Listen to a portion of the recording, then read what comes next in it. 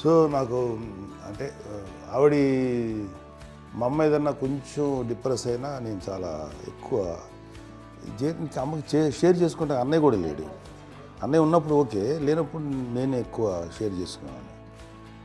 But the best thing మా అమ్మ దగ్గర నుంచి హగ్ అండి.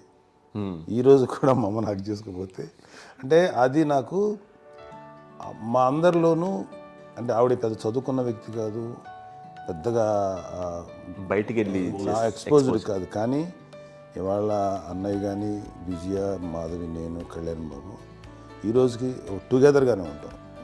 మేబీ మాకు కొన్ని విషయాల్లో నాకు మా మాధవ్కి డిఫరెన్స్ ఆఫ్ ఒపీనియన్స్ ఉండొచ్చు, మా చెల్లికి మా అన్నయ్యకి అట్లా ఉండొచ్చు, ఉంటుందండి ఫ్యామిలీ అన్న తర్వాత. కానీ ద ఇన్విజిబుల్ బాండేజ్ మా అమ్మ ఇచ్చింది, ఆ లవ్ అండ్ ఎఫెక్షన్, హగ్, అవన్నీ ఆవిడ నాన్ వెర్బల్ అడ్వైజ్ ఏంటంటే అందరూ అలా కలిసి ఉండాలనేది ఆవిడ నుంచి మేము నేర్చుకున్నామండి. అది ఇట్స్ ఈజ్ నాట్ వర్డ్లీ, అది నోటి మాట కాదు, అది వెర్బల్గా కాదు, నాన్ వెర్బల్గా చెప్పినటువంటిది.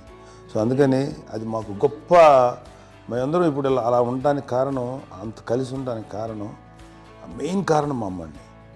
అది సో అందరూ ఉండాలనేది మా అమ్మ అడ్వైస్. ఇప్పుడు కూడా నేను ఎప్పుడైనా ఏదైనా ఫీల్ అయినా, అన్నయ్య ఫీల్ అయినా, లేదు నాన్న అట్లా వదుకు, ఇట్లా ఉండండి, ఇట్లా ఉండి ఇప్పటికీ చెప్తుంది. మేము ఎవరైనా ఎప్పుడైనా మా చెల్లితో గొడవపడ్డా అనుకోండి, నేను అట్లా అనకరా అని ఎట్లాగా అన్న ఏమో లేదులేమ్మా ఏదో అన్నాను కానీ ఫీల్ అవ్వకమ్మా, మేమందరం కలిసి ఆవిడని అసలు టెన్షన్ పెట్టవండి మేము.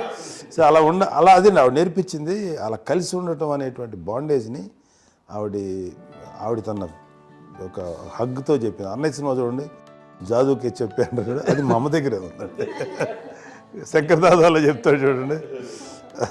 ఇప్పుడు మోడ్రన్ వర్డ్స్లో చెప్పాలంటే మీ అందరికీ ఆవిడ ఒక వైఫై లాంటిది.